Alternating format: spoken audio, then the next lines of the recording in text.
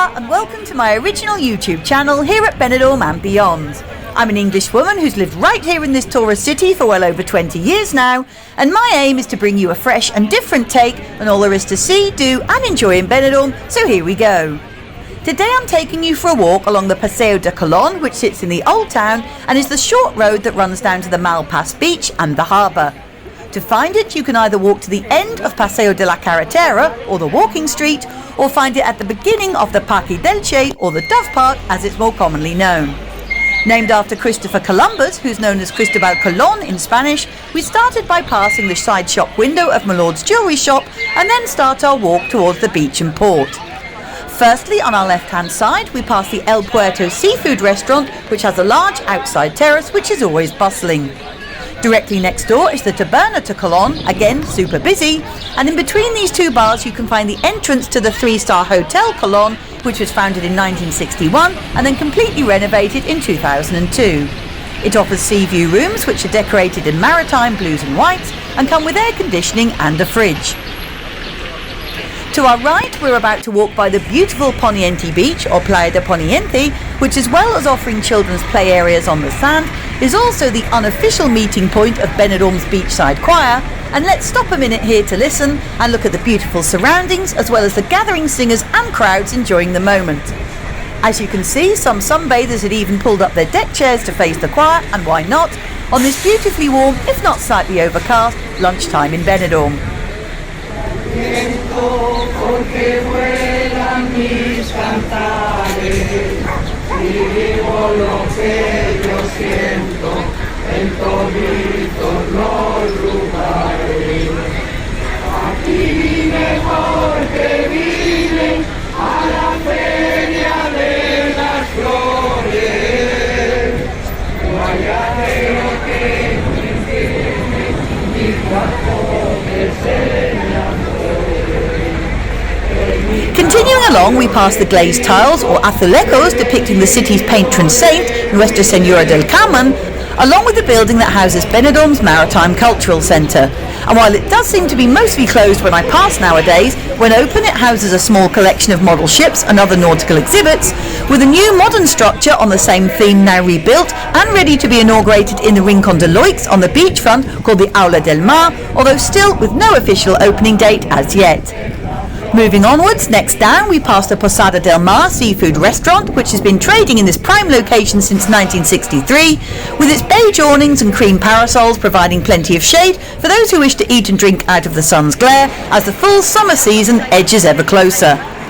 Passing by the official Port of Benidorm sign on the left, we then walk back over to the beach where we see a first aid station for those who may need emergency assistance on the sands, as well as the beach library, or the Biblioplaya, which I imagine only opens in the much busier months of July and August, as well as the beautiful port and marina area with boats bobbing peacefully in the harbour and the Mediterranean Sea twinkling in the sunshine as we look over the iron railings, and then beyond up the coast to La Cala de Finestrat, where the skyscrapers of the Hotel Bali and the Intempo building can be found. To our left there's a handy public toilet block with their opening hours clearly displayed on the walls, whilst a bar for all manner of private apartments and holiday lets tucked away, hanging over the Paseo del Colon, and no doubt with some fantastic unrivaled sea views as well, along with the grand Push Campana mountain in the distance, which, yes, is the one that appears to have a gigantic gap in it when viewed from afar.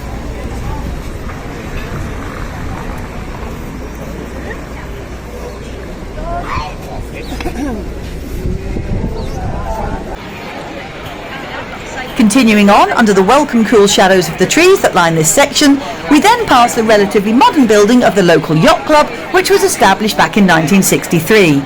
This incorporates a sailing school where lessons are held in 10-hour sessions for a minimum of 2 people, with the rooms of the 1-star Hotel Condestable and its yellow awning looking down on us from above on the other side of the street.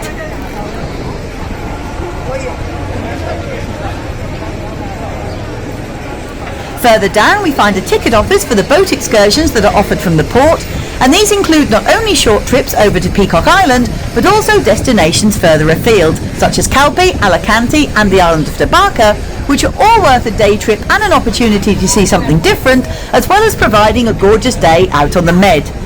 Leaflets are available to pick up and peruse with days, times and prices all given, and sales and further info on all these trips can be found at the end of the port by continuing onwards and then turning right as indicated on the large board by the kiosk. Moving on, after a religious icon and floral homage, we then pass the interior access to the Yacht Club or Club Nautico's cafe and restaurant, which has a panoramic outdoor terrace to make the most of the surrounding vistas, whilst outside on their beach-facing walls you can find handy drinks and snacks vending machines for those on the go.